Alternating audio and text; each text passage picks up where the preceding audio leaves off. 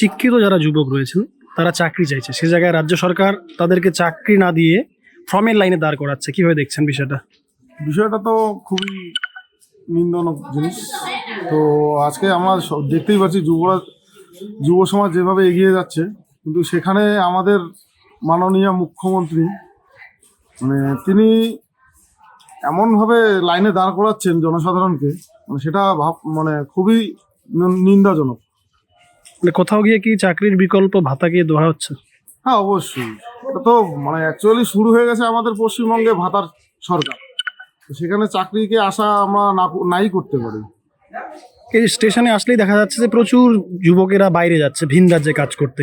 এ রাজ্যে কর্মসংস্থান বলে কি কোনো শব্দতালে নেই? কর্মসংস্থান তো আমাদের পশ্চিমবঙ্গে কিছুই নেই, সেটা আমরা সবাই জানি। বিশেষ করে আমাদের যে শিক্ষার যে ব্যাপারটা, টোটাল শিক্ষার যে জায়গাটাকেই শেষ করে দিয়েছে।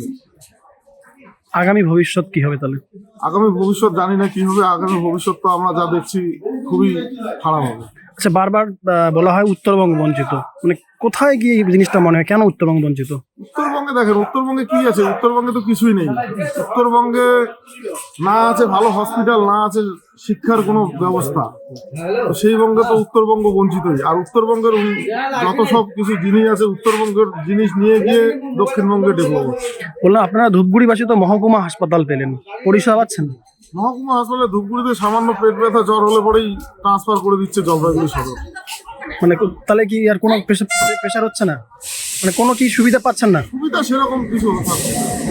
কি চাইছেন আপনারা? যেহেতু এখানে মহকুমা হসপিটাল হয়েছিল, সেই হিসেবে যত তাড়াতাড়ি সম্ভব যদি সেই ব্যবস্থা চালু করে স্বাস্থ্য, তাহলে খুবই ভালো হয়। আচ্ছা, বিজেপির এই যে পরিবর্তন যাত্রা যা আগামীকাল শেষ হতে চলেছে, মানে কতটা পরিবর্তন হতে পারে বলে মনে করছেন? বিজেপি আগে যা ছিল তার থেকে অনেক এগিয়ে গেছে। এবার মানুষও বুঝে গেছে যে দিদির এই চোরের সরকার আর বেশি দিন থাকবে না।